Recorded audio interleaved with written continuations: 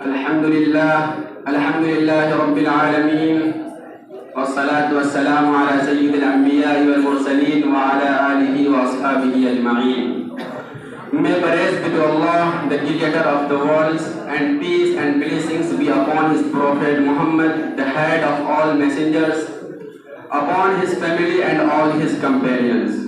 Respected President and judges, honorable teachers, dear audience and Islamic brothers.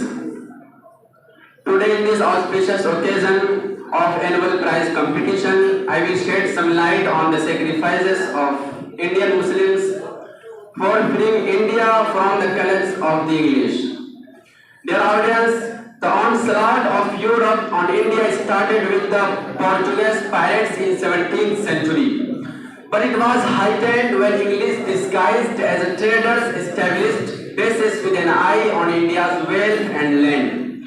Shawliullah Muhaddis Dehlavi was the first person who apprehended the danger. He charted out a plan of complete revolution. Shawliullah's various books reflect his thought and propound a complete framework. Shawliullah is the front runner of this field. Later his sons and pupils forwarded his mission. Meanwhile, the company began to expand its area. It resulted in a fierce fight between the company and Sirajuddaulah in Palasi, Bengal in 1757. Sirajuddaulah was defeated and the door was opened for Britain to occupy Bengal. Afterwards, Hyder Ali and his son Tipu Sultan stood up to stop English steps in southern India, but this campaign suffered a major setback due to internal treachery, and Tipu was martyred fighting in Sarangapattam in 1799. The English General Nell climbed up his dead body and shouted loudly, "From today India is ours."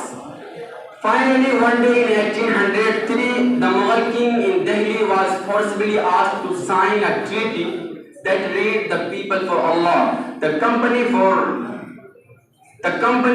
for King His Majesty, and the order for the company."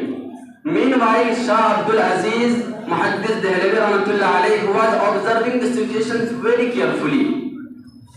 He issued a fatwa saying that India has turned into a Darul Harb, that means non-Muslims country.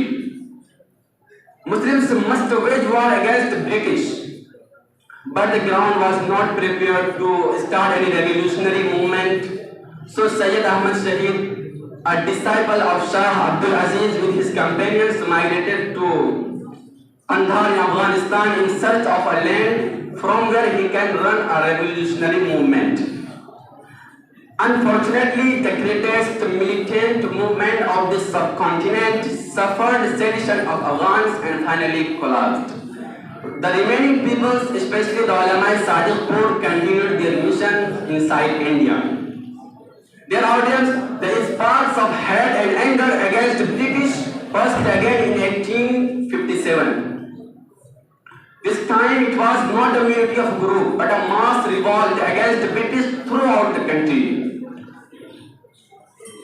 In Shamli, Indians revolted in the leadership of Haji Imdadullah while they were fighting in Lucknow and Faizabad under the command of Begum Nawab and Maulana Ahmadullah.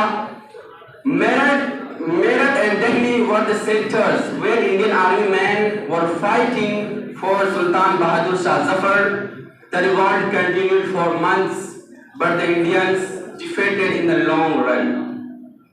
I conclude my speech. Thank you.